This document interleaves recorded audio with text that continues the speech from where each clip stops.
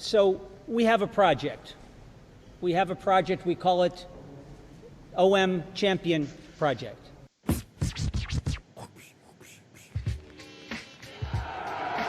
de Pelé vers Papin qui dévie habilement vers Chris qui rentre. Et but fantastique de Chris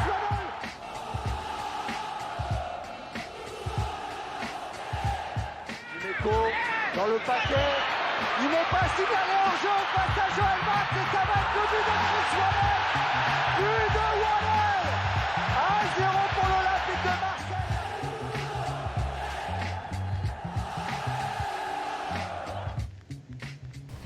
Hello everyone and welcome to another episode of the Marseille View.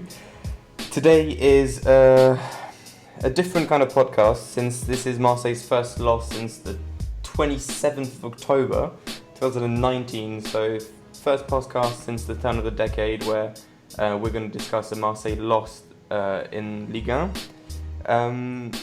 So Marseille played Nantes at home in front of over 60,000 supporters and unfortunately was defeated 3-1 against I would discuss it, but quite an unimpressive squad of FC Nantes. But regardless, Marseille came out of that game with 0 points and saw its main rivals being Rennes and Lille, with Rennes finishing their games just about an hour ago, closing the gap to 8 and 9 points respectively. So Marseille is finding themselves essentially in the same position that they were in 2 weeks ago before going into the Lille game. So today we're going to have quite a lot to discuss. We're going to obviously talk about Marseille's loss against Nantes at home. We're going to zoom into some of the key reasons why AVB's men were so unsuccessful, especially going forward. Mainly going to be talking about AVB's tactics, about Rongier, Sanson, Mandanda, etc. And then we're going to discuss some of the more around the club news. So we'll be talking about who do we think will realistically be challenging us for the second spot up until the end of the season.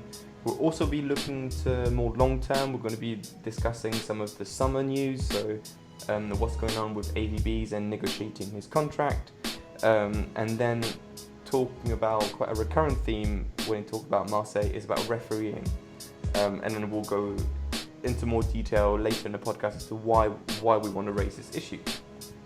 So without further ado, let's jump into this podcast. I'll just introduce the speakers and then we'll debrief the game. So we'll start with our regular. So we've got Ben here with us tonight. How are you doing, Ben? Not too bad. It's been a while since we've been in this position. Yeah. But yeah, there's a lot to discuss. And to be fair, I'm sure we're going to highlight a few things that we've highlighted despite the unbeaten run.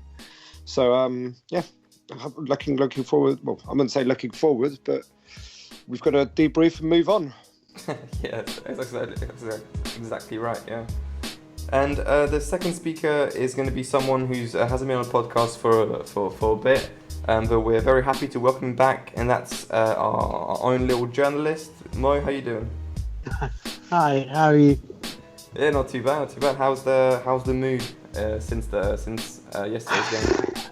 It's a bit deflating considering obviously Sunday's fantastic result, but like you said, we are essentially back where we were 10 days ago, before last week's games. And had the form book gone its sort of usual way, we probably would have had a defeat last week.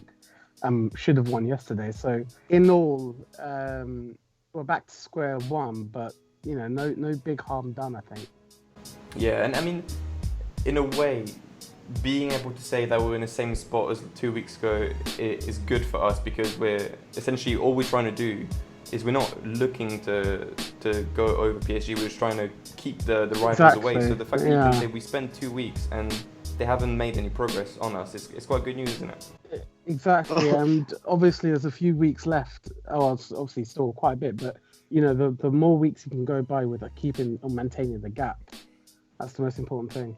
Yeah, exactly. Phil, Luca, last week you were saying that we were aiming for the title. What's changed? Well, you know what? PSG's playing against Bordeaux in about 20 minutes. If my plans go correctly, PSG will lose, and then it's the same. obviously, my for the optimists of the Marseille club, it's the challenge for the title is getting a bit difficult already. But no, there's a lot of football left. I'm not losing hope, especially when we look about the next one of games we've got. Right, so let's go into the debrief of the game. So, like I said, Marseille was hosting FC Nantes.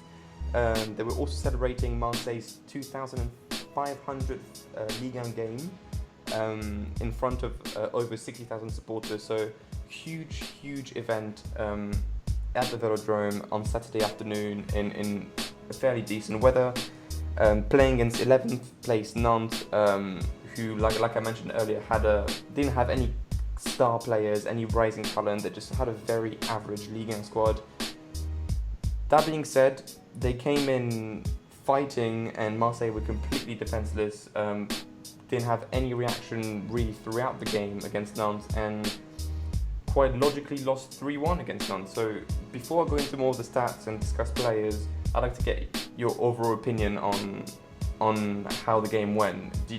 I'll start with you, Mo. Do you feel like me that it was kind of that the inevitable happened, that last week's script that ended up being a win is just going to logically turn as a loss yesterday? Exactly. Well, not so much in the words that you put it, but there was an air of inevitability around it, particularly because, OM started the game pretty much how they started every game since Christmas. Very few first half chances, letting Nantes sort of play their football in the first 15-20 minutes. They were,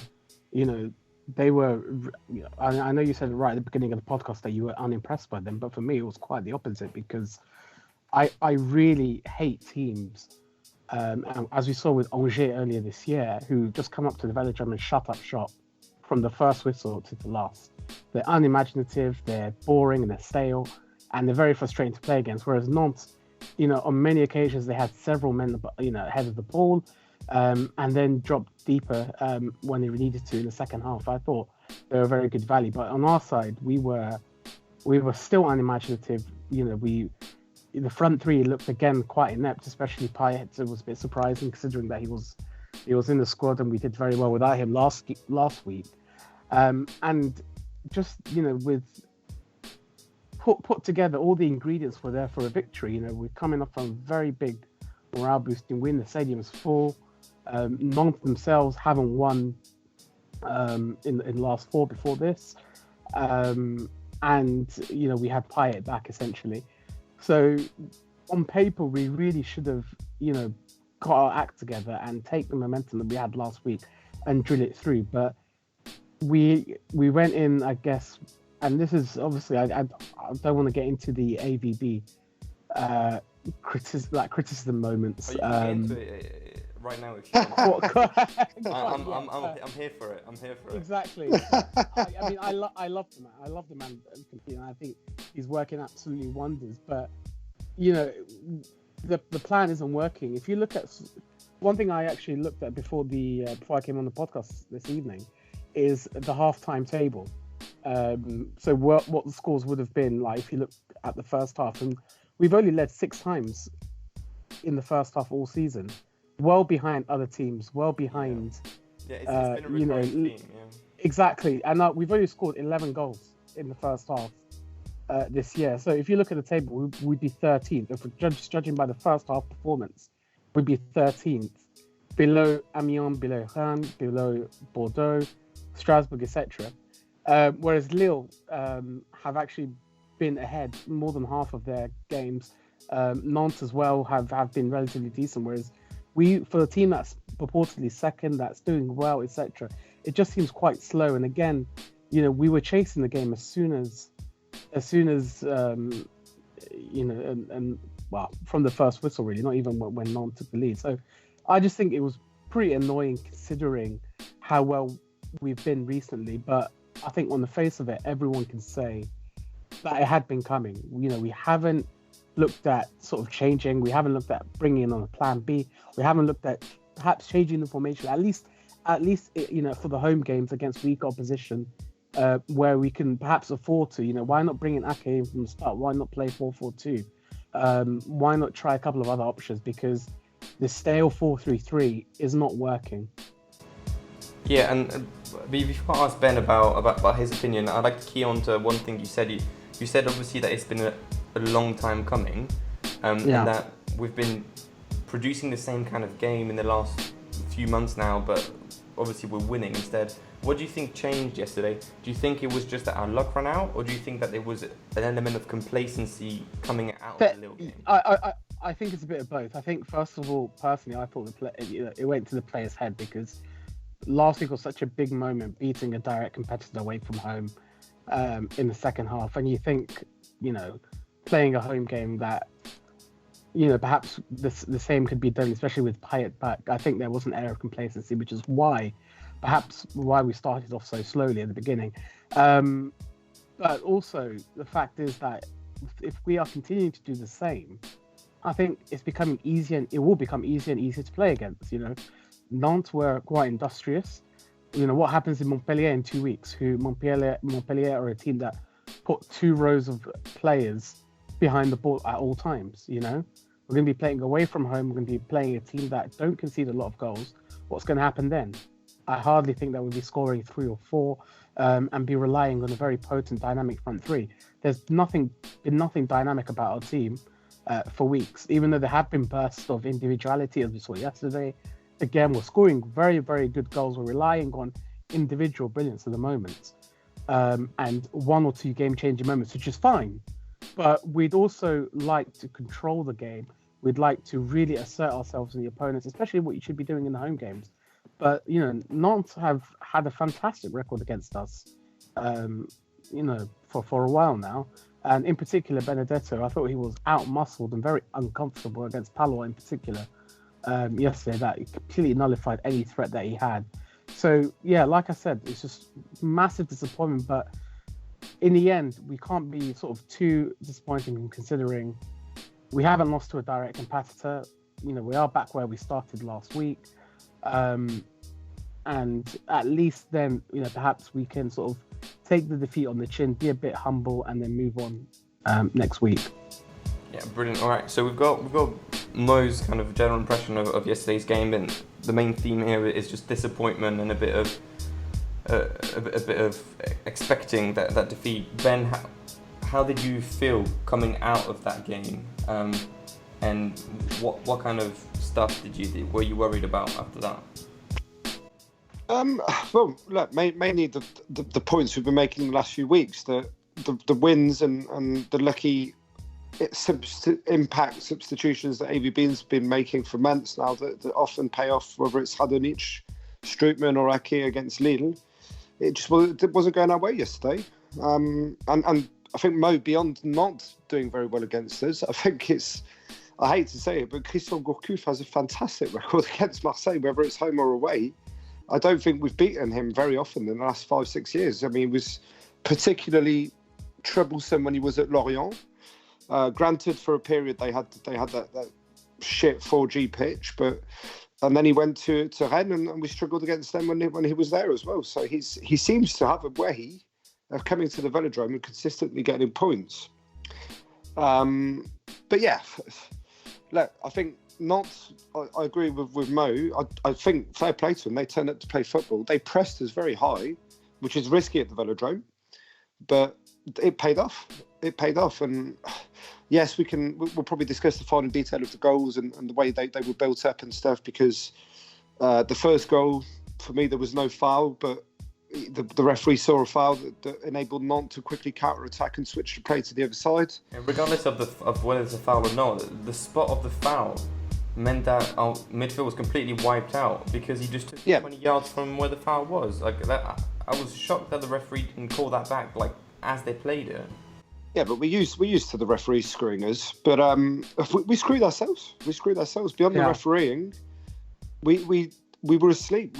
As usual, we were sleepwalking. And I think that the main recurring theme for me is, yes, as Mo's pointed out as well, statistically, we don't score many goals in the first half. But this is more and more, since the turn of the year, sadly and tragically, now resembling Rudy Garcia's team from last year, where we're absolutely dreadful in the first half, and we rely on the coach to maybe have a go at the players at half time to wake them up and shake them into actually playing football. And we've just seemed to revert to type because there's no creativity. There's a massive gap between the lines. Rangier's clearly off form. We discussed it last week, but it's quite clear now that this isn't just a temporary dip. I don't know if he's not 100% fit or mentally something's going on. And I think we watched a game with a few of the lads yesterday at home from the IM Nation group. And I think Raph and Alban pointed out that it is the year anniversary of Salah's death. He was pretty close to him. Maybe that's playing on his mind. I don't know, against his old team as well. But I think teams have just sussed out the AVB system now. They press Rongier, so he's got no time on the ball. And until we conceded, and AVB actually did the same thing he did against Lille and pushed Sanson a bit higher up the pitch to try and create a bit of a link up with Benedetto. We were toothless. There was nothing going on. I mean, I think we had 1 or 2 shots on target in the first half, and one of them was the goal. And I can't remember many shots on target in the second half. Absolutely. I wholeheartedly agree, and I think I probably feel a combination of both of your analysis, and it does for me feel like the inevitable did happen, and I saw a lot of tweets saying, we've had a lot of chances at the end of the game, and what if those went in, those had gone in, we could have gotten something out of the game. But my feeling was, yeah, but think about how many times we got lucky, or how many times we had to rely on Payet's moment of brilliance against Toulouse, who's the worst team in the top 5 leagues.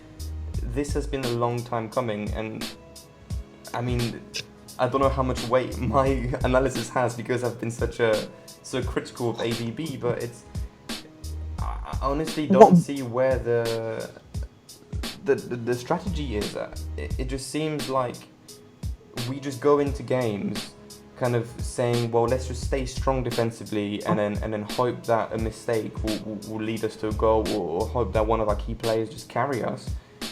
And like you said, Ben, teams have sussed that out now. Why would Nantes, away from home, say, well, Marseille's not playing, so let's push, No, now teams are going to come in, stay true to their identity, and just say, no, doesn't matter how much Marseille are just staying at the back, we're going to stay at the back. And then we're going to play our football, which is counter-attacking football. And now it's working. And unlike the Lille game, yesterday's game showed that AVB had no answer for it. And I quite frankly think it's humiliating for AVB to come into a game at home in front of 60,000 people and just propose, to put forward this kind of strategy and this kind of football. This is not in line with Marseille identity and Marseille's kind of philosophy of football. Right. And it's just for me. This is why for me the 8-point gap, even so close to the end of the Ligue 1, is still fragile. I am not confident that we're gonna hold on these 8 points. I mean, if it was Lyon, I'd be like, Lyon are too far gone. If it was Monaco, I'd be like, Monaco too far gone. But since it's Marseille in this system, I very easily see us losing against them next week because we have no belief in any kind of game philosophy. But isn't it a necessary evil? Maybe. Yeah, I honestly think that AVB he's no sort of fool, right? Yeah, considering the players that we have at our disposal, and the squad that we have, and the characteristics that we have against other teams. Obviously, no one could have banked in the summer of Lyon and Monaco being as poor as they are this year. And perhaps if they were probably better, this team would have been 4th or 5th. And we are pretty much, I think, 2nd, only because those other teams have been crap. But also, we are where we are because in those head-to-heads, we've come out far on top. We've beaten Lille home and away. We've taken 4 points of Rennes. We've beaten Monaco and Lyon so far in the game that we've played against them, and Strasbourg. So if you're looking in the top 7 at the moment, we've won all of those games, bar the draw against Rennes in October.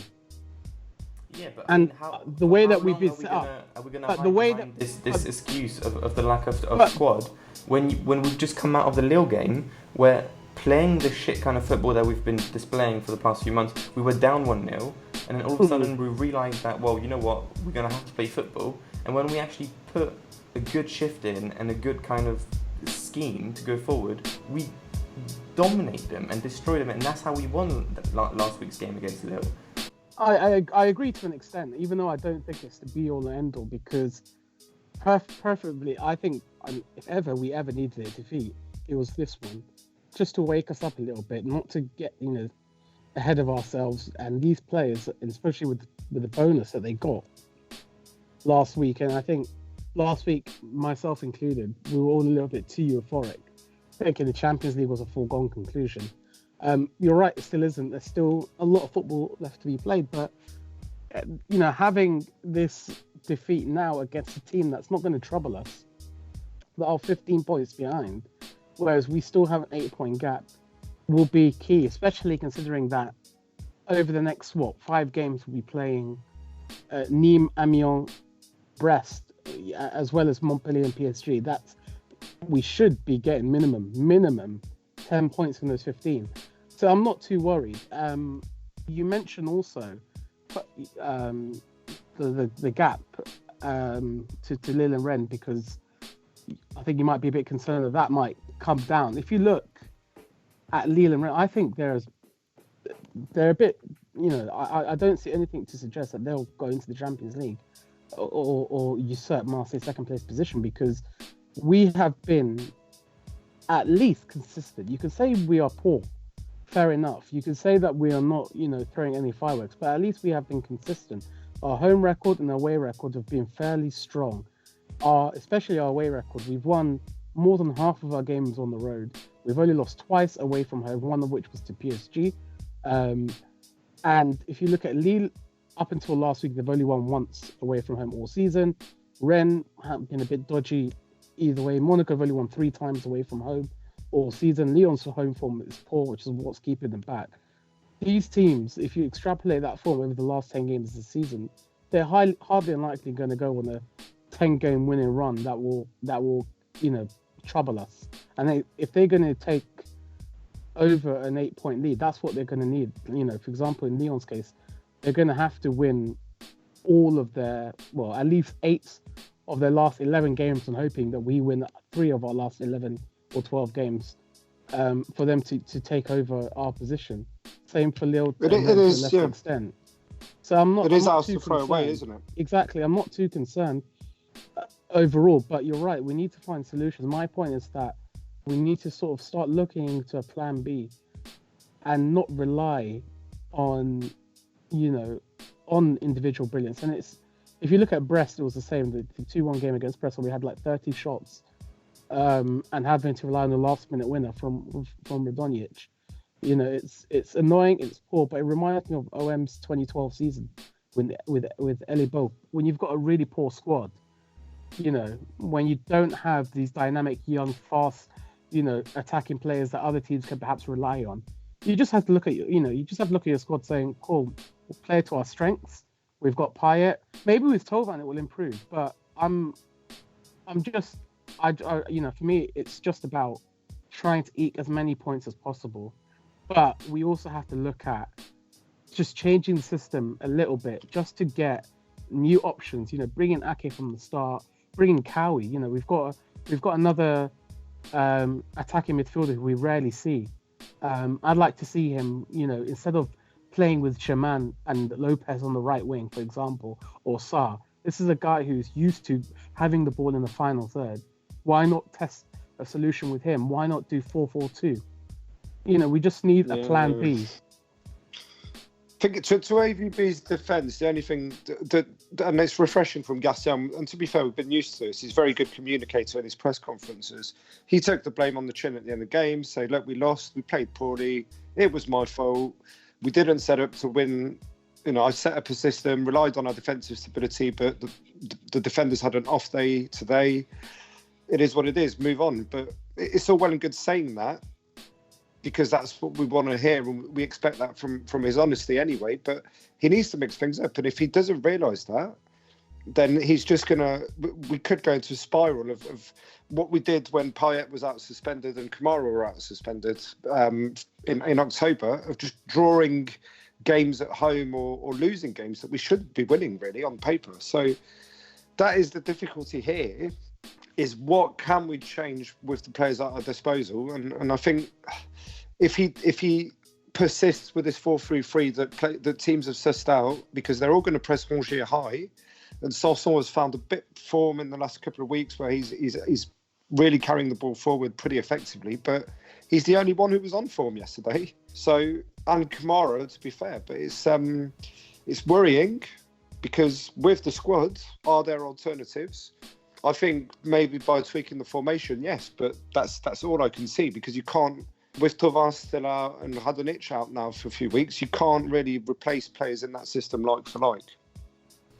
Yeah, I mean, I do understand. Now, obviously, I appreciate what you guys are saying, and I'll probably, as a closing statement on that topic, on the tactics of AVB, my worry is that the issues that we're talking about today, and the issues that we've highlighted in the last couple of weeks, have been present for months now, and there's been quite obvious limiting factors to our success, not in terms of points, but in terms of productivity going up front. And now that the run and the magical carpet ride has ended yesterday,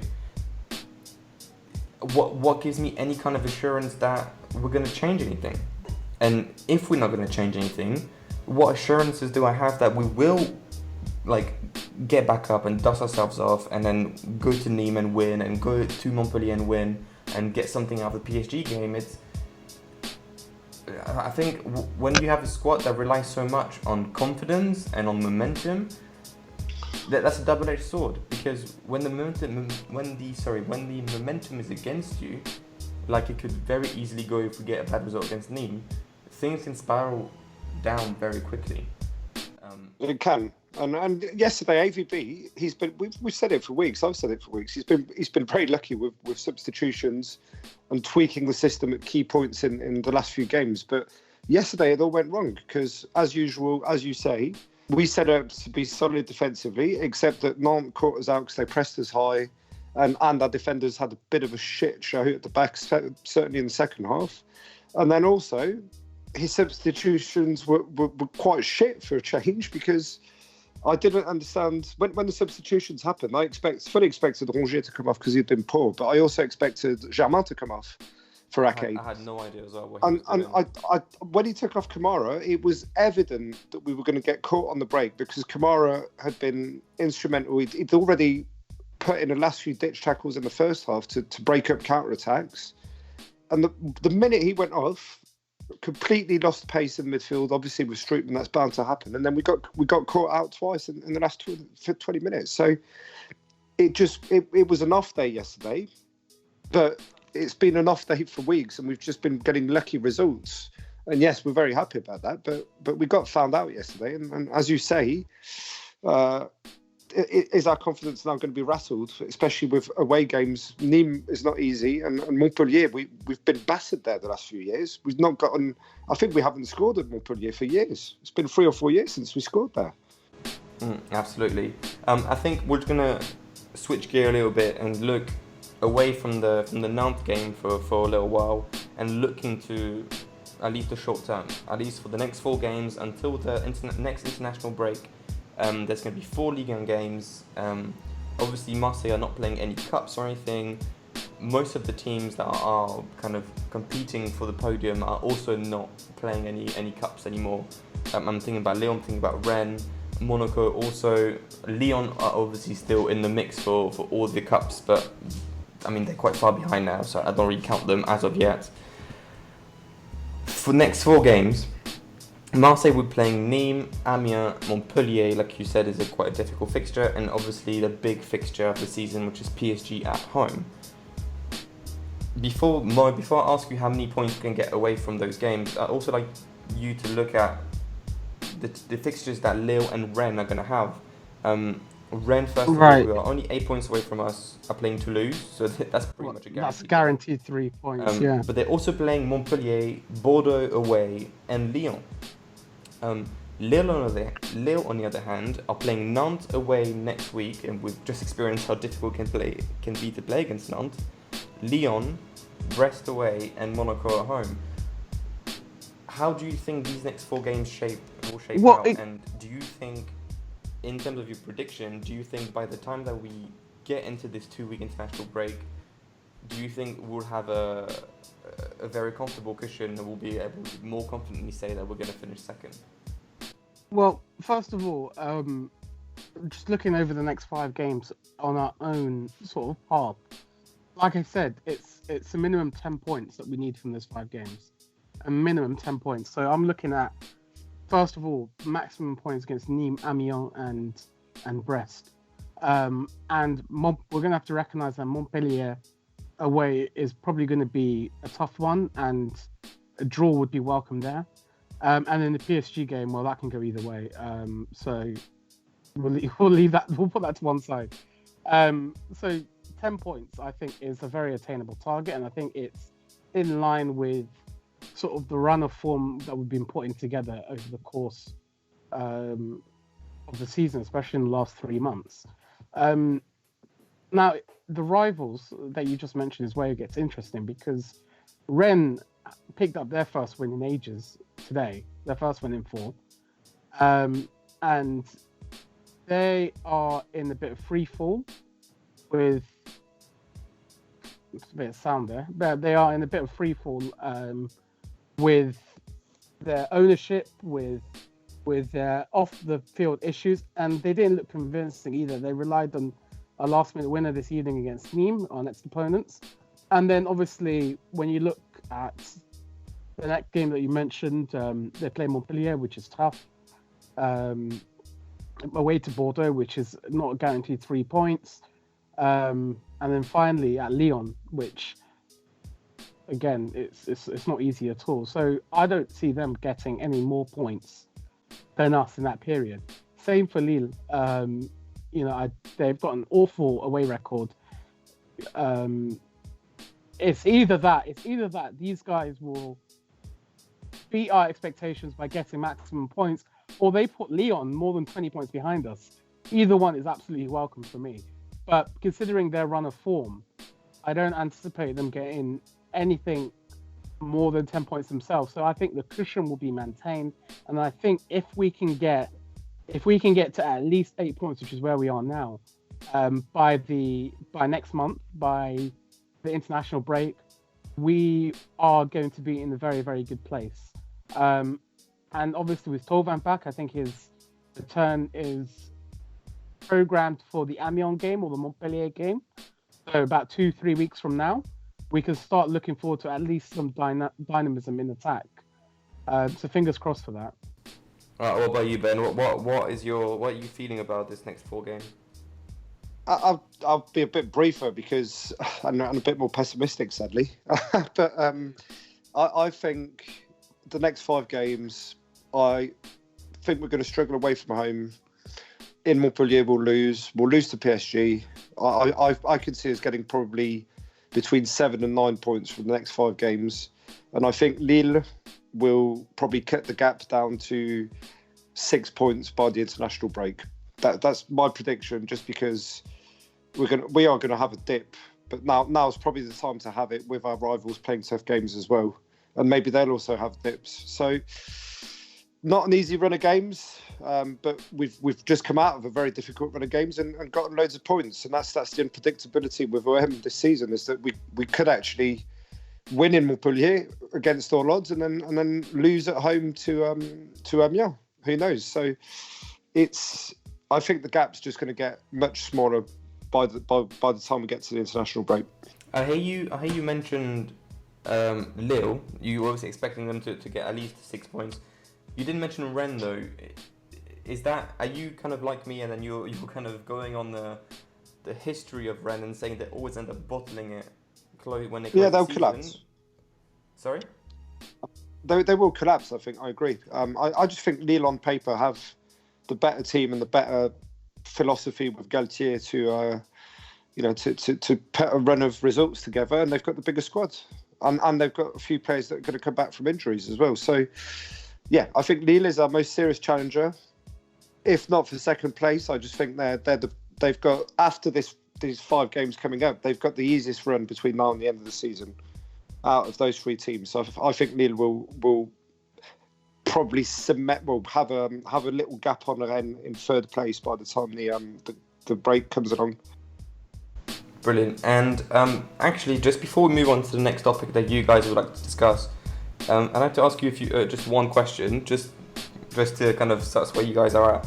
Obviously, at the start of the season, if you ask any Marseille fan if finishing third, and obviously that entails Champions League football, but that entails going through qualifiers, any Marseille fans would have signed for that.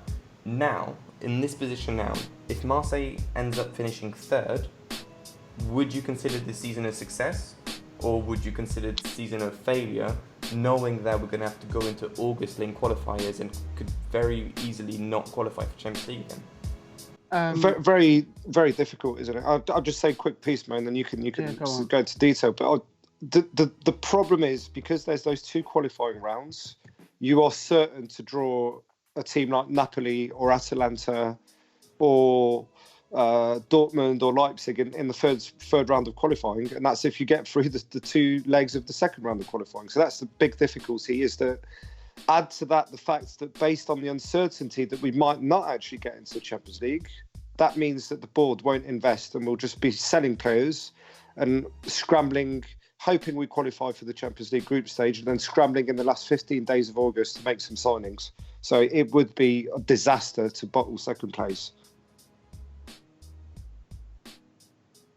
I mean, it has to be a failure, first of all, because you can't be second. We've been second since November, which has been, I think, our longest run in that position. We're on the podium since we last finished 6 years ago on the podium. So if we did end up bottling it and finishing third, I think it'd be a big failure. But obviously, I think first of all, we might end up not playing the qualifiers, because the Europa League winner, if the Europa League winner qualifies in their top sort of 3 or 4, depending on which league they're in, then the third team in Ligue 1 directly goes to the Champions League, something that Lyon and Lille have relied on in the last couple of years, and have seen them get a direct ticket to the group stage. So if we do finish third, and considering the favourites of the Europa League are Sevilla and Inter and the rest, they are obviously well placed to qualify for the Champions League in their league. So it might not be the be all end all, but it will be very, very bad, in that obviously it will be shameful for us, but also it will severely impact our planning, because you're going to have to wait till May to see what the logistics will be. Maybe a random team will end up winning the Europa League. Maybe we will have to go through the qualifiers, and even if it is certain, we need to sell before then, and it will impact us. So it'll be very, very silly, I think, and it will take the shine off massively of what's been a really decent season so far. Absolutely. And before we move on, I'll just give my 2 cents about what we just talked about second place, about the next round of games. I think I very much agree with Ben. I believe that Rennes is going to bottle it, and I think they are actually, when you look at the past 5 games, they have been bottling it. It's just that they've had such a point difference from the other teams that they didn't really see that. But I mean, they've only won 2 games out of the last 5. They lost 2, they drew 1.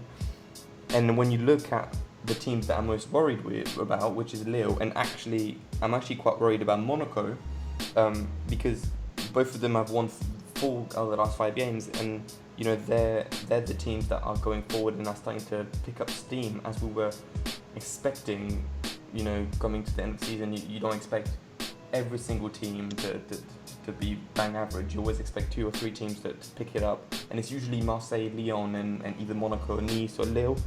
So I think the 2 main teams we need to be very worried about in terms of momentum is Lille and Monaco. Not too worried about Monaco, because they're quite far behind. They're how many down? They are 13 points behind, so they're a bit far behind. But I am a bit worried about Lille. Like I said, I don't have any reassurances or any belief that, or any kind of, I don't have any reassurances that our current run of form is going to continue. I mean, at least AVB and his men have definitely not shown me any of that. However, we have an fairly easy schedule going forward compared to Lille and Monaco. And they have to play some very, very big games. I mean, Lyon, Monaco, these are games that teams like Lyon and Monaco are living for. They're always throwing against the shit teams, but they always tend to wake up and be motivated for these games. So I expect Lille to drop a lot of points there. So I think Luca, you just have to look at Lille's away record. I think they're fantastic at home, fair enough, but away from home they're absolutely shocking. So I wouldn't be surprised if they manage to slip up. Yeah. I mean, I think that's a good point. And I think about the second place debate. I think the third place debate.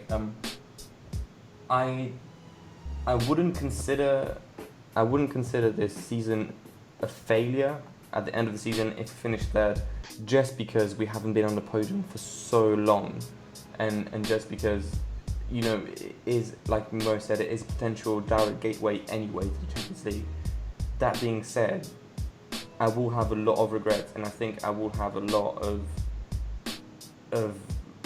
I think it's probably not the right word, but a lot of resentment towards AVB for being so conservative with his play that's putting us in such danger of being caught up by teams that have proved not exactly worthy of being second either. I mean, when you look at the whole season, Marseille, you have the analysts and the journalists that say that Marseille are an ugly second. But what if Monaco or Lille became second? Like, they haven't shown any more reassuring performances than Marseille have. So I don't know. I'm expecting us to finish second, but if we're third, I wouldn't call it a failure of the season anyway. It could be, and that all depends on if we are lucky enough to get direct qualification to the group stage. Because if we're not, then it is disastrous. The impact, well, that's the next topic anyway, is planning for next season. So go for it. All right, cool. Well, perfect segue.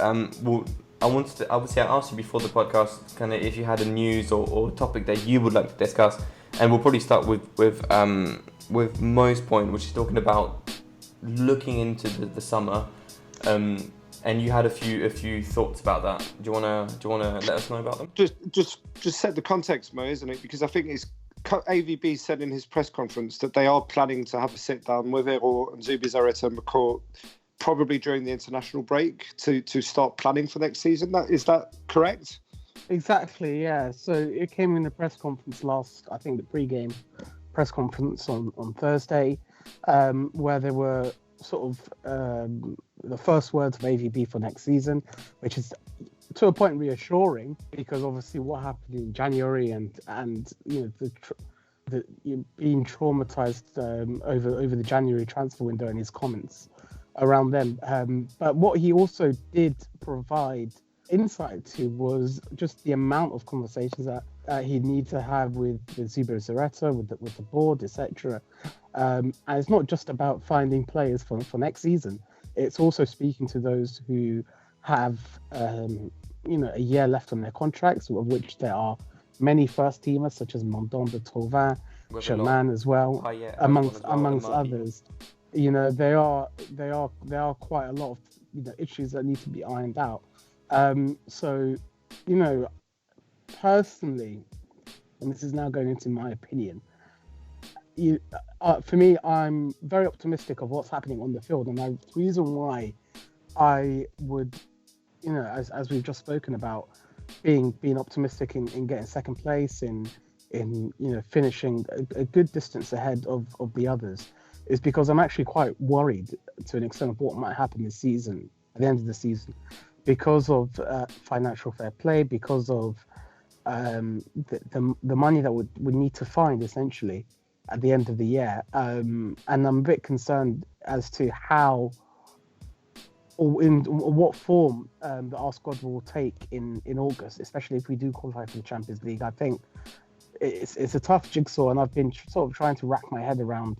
I think we need to make somewhere in the midst of 50 million or something along those lines. I think it's 70. Of sales. It's 70. Yeah, well, exactly. But it's not sales. It's 70 million of income, which if you get second place, you get 32 million for Champions League TV rights, which means we need to either sell one player for 40 million or a couple for 40 million. That's the context. Well, something like that, exactly. And obviously, as we've just spoken about, Champions League is not guaranteed, even though we do finish third, for example.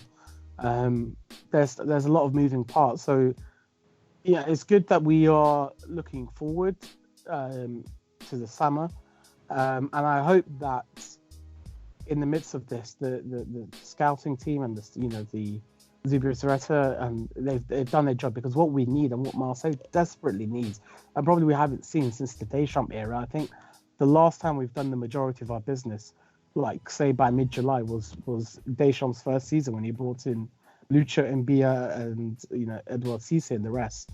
Jawara, Heinze, yeah. Exactly, where they all came in very, very early.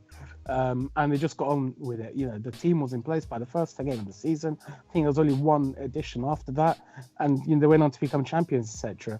So, we need this, and obviously, the worst signings have come, late on in the campaign. I mean, obviously Mitroglou being the clear example. We know where we're headed. We know what the picture is. Assuming that those options are still on the table come the end of the season, and we can fortunately rely on UEFA Champions League TV money. I just hope that we can get that business done. And it's good to see that AVB is like, now's the perfect time where we need to sort of start refining those opportunities. Yeah, I think to just follow up, the main reassuring thing from me from that message is that AVB sees himself here next year, which, as you pointed out, based on his comments in January, was not a given, because it seemed like there had been a bit of a misunderstanding or falling out. But it seems like he's in his head, he's planning for next season, which is a good sign that he will stay on. But again, we've just highlighted the two situations that will happen. Either we finish third and we may have to go through the qualifying route, which will lead to some very tense and uncomfortable discussions, where I could picture AVB saying, well, for fuck's sake, if you want me to get through those qualifying rounds, I need signings, and I need you to not do a fire sale. And you can see Hero saying, well, no, that's not going to be the case. We can't sign until we're guaranteed to be in the Champions League, because we don't have the money. So that would have ramifications beyond the actual summer for the last third of the season, because it could just lead to a demobilisation of AVB staff and players, thinking, for fuck's sake, shit, we're really under pressure, because the gap may have closed by then, and if it has closed, then we may be in a shit position at the end of the season where none of us know our contractual situations. But again, let's flip it and let's be positive. Let's say we get second. I would imagine one of the priorities is figuring out of that list of players that are out of contract next year, who we need to give some money to for them to stay on. So that's the first step in planning financially, is getting Thauvin, Mandanda, Payet maybe signed up to a few extensions. Germain can go, as far as I'm concerned. I think they will use that opportunity of him and Lopez to offload some salaries, but we'll see. And then after that, we can, if second place is looking like 9-point gap still or 8-point gap still, then you can start thinking, right, can we, if we do cement second place with 3 or 4 more, well, I think we'll only need 3 wins after the break if we are that far ahead of the opposition. Then you can start planning, right, I want this player in these key positions. Let's start talking to them and let's start negotiating. So it can have ramifications that are negative, but it could also be positive, provided we maintain this gap. Yeah, I mean, these are all some good points. I think it is going to be a critical off-season, and we're going to have to organise this for once in the Marco era. We're going to have to organise this and get started very early with our recruitment strategy, and our selling strategy and how we want the club to be next season. However, I think this is probably the season where we're the best equipped for that, because we have AVB, who has so many demands, and he is so strict on wanting to have a clear vision for next season. And like you said, we're going to have the international break, and if all goes well, we're probably going to have our season all but ended at the end of April, which means that we're going to have a long time to get sorted and have meetings with the players, and have meetings with Andoni, and have meetings with Aero, and iron all those things out. However, like you said, no matter how much time we've got, we're always going to have this deficit issue, and even though we're going to play Champions League football, our recruitment power is going to be restricted somewhat, even with Champions League money. And this is where I think we're going to have to rely, even with Champions League money, we're going to have to rely some sort with some help from our youth team. Making signing Lee Hadji that much more important, because he wouldn't impact our financial fair play. We could pay him a good amount of money for his salary, but we wouldn't have any transfer fees or anything. And he could come in a rotation nearly straight away to play some meaningful game time. I don't want to look in. I don't want to worry too much about next season, because right now, we have such an essential objective to get in Champions League. But now that we're in such a good position, it could be time to look to that. And I don't know. Maybe it's because I haven't thought about it too much, but I'm quite hopeful for next season anyway. And also, just a quick one, guys. I don't know if you're watching the game. Bordeaux have just scored against PSG, and Thiago Silva's hobbled off. History. Oh my God! Thank God. Thiago Silva's just hobbled off. Yeah, he's just hobbled off. It looks like a pretty bad muscular injury. So watch his space. Thiago Silva. Oh. Okay. So maybe he'll miss the game against us, but more interestingly, he might miss the return leg against Dortmund, which would be a shame actually, because he usually shits himself in return legs. But anyway, I think one thing I just want to sort of bookend on that is, I think what I'm going to do is I'm going to inject a bit of optimism on here, because obviously I think we are a bit fragile. Please do. No, but I think we are a little bit fragile, and I think obviously we are very, very traumatized with what's gone on in the last couple of seasons. But at the end, we are averaging sort of 2 points a game. We are perhaps not scoring as much for sure, but we are doing very, very well, I think, compared to the other teams. AVB has had the best start of any OM manager in years, especially in the last 10 years. We are only 3 points over Rudy Garcia's 17-18 season. And obviously, the league that year was absolutely incredible, where the top 4 teams were all very, very strong. But then 10 points, 12 points, 17 points over what OM have done in the years before that, as well as the fact that we've achieved lots of objectives. So I think, and especially with Tovan still to come, and I think he will be good in the run-in. Obviously not in March, I think, because he hasn't really kicked the ball in 6 months or so. But in April, where there'll be a lot of tired legs, where there'll be a lot of sort of niggling fixtures. We've got Lyon away to Brest. We've got Nice, Strasbourg. That time that will be a very, very big help, especially the fact that Payet might be able to be deployed in the false nine, as we saw in the summer.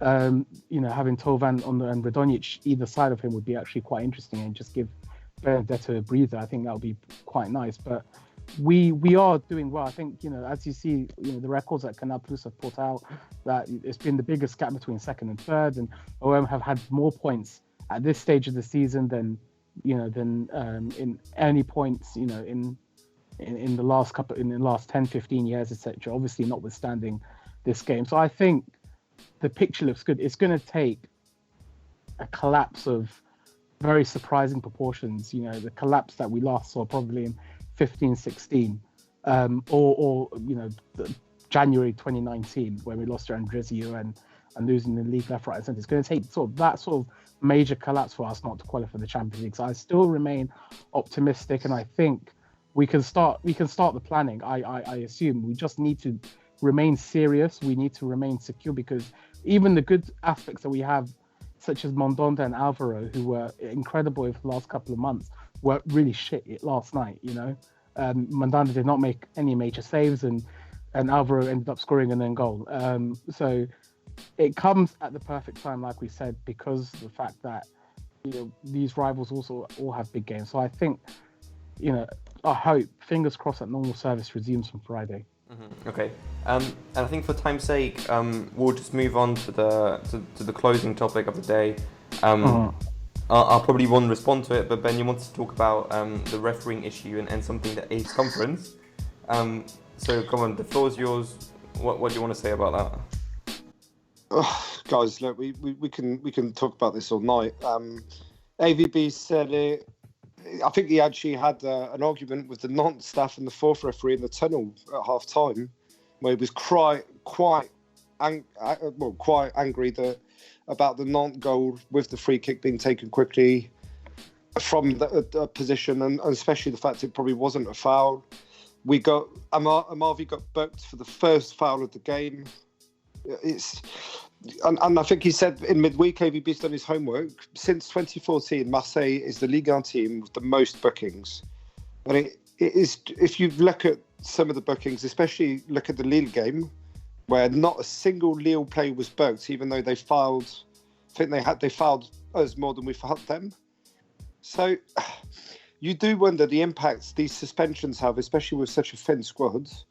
But you just can't help but look at it, and just the inconsistency of it is appalling. And I think we all had a bit of a chat on the group yesterday when Nantes' second goal, and a few of you guys were saying that the striker was in an offside position. It shouldn't have been given. I disagree on that point, but little stupid things like towards the end of the first half when Kaleta got slapped in the face effectively. It wasn't a punch, but it was still a blow to the face by Simon, the Nantes striker.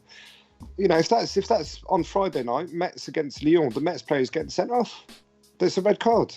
But it's the inconsistency again, and it's starting to get to AVB beyond the frustration of the team not performing probably as well as we were before Christmas, and also the fact that we were rattled yesterday and he got outsmarted tactically.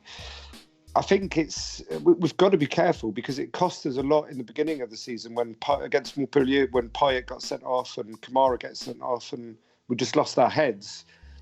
We're in danger of doing that, but by no fault of our own, because the referees are really making it hard for us in recent weeks, and it could have a very bad impact, and it's quite worrying for me, especially when we see our rivals that we're competing against, Lyon, Rennes, Lille, getting very, very fortunate decisions going their way. And Rennes, Briançon, Nîmes player got sent off pretty early on in that game, so they played against 10 men. It was a deserved sending off, but still, those inconsistencies, the decisions that they would get, we won't, and it's worrying.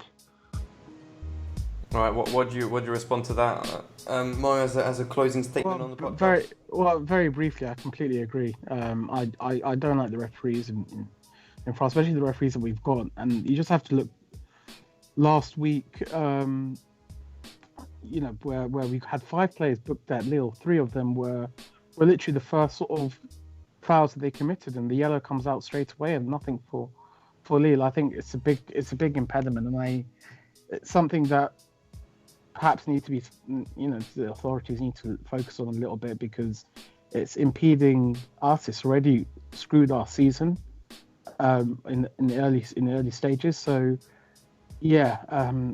not quite. I mean, I like to think there's no sort of conspiracy, but it's something that's getting more frustrating as the weeks go on. All right, brilliant. Well, I think no Marseille podcast would really be a true Marseille podcast if we didn't talk about refereeing at some point in the podcast. But anyway, it was nice to talk to you guys about the Nantes game, and then talk a little bit about basically putting a bit of fire on the pessimism that is just kind of sparked after Saturday's game, because it just seems like we can do everything right for 6 months in terms of points, and then we just lose once, and then it's all crumbling down. So I think it was nice to talk to you guys and try to kind of dampen down all this catastrophe that's happening at the moment. Yeah. It could be a lot worse, couldn't it? Let's face it. It could be a lot worse, but at the same time, the signs are there, and we've been highlighting the signs, and we could. Many of the games we've won with lucky late winners or away games like Lille and Hen, we could very easily have drawn or lost those games. So yes, let's be optimists, but at the same time, something needs to get fixed. Yeah, absolutely. And so next podcast will be, for next Marseille game actually, will be Nîmes against Marseille on Friday. So hopefully we'll talk to you guys next Monday to release the podcast. Hopefully Marseille will put a bit of pressure on Lille. He will play on Sunday, so 2 days later. Hopefully a Marseille victory will get into the head and stop them a little bit. But anyway, thank you very much for listening to this week's podcast, and we'll see you next Monday. Yeah, take care, guys. Thanks. Bye. Cheers, bye-bye.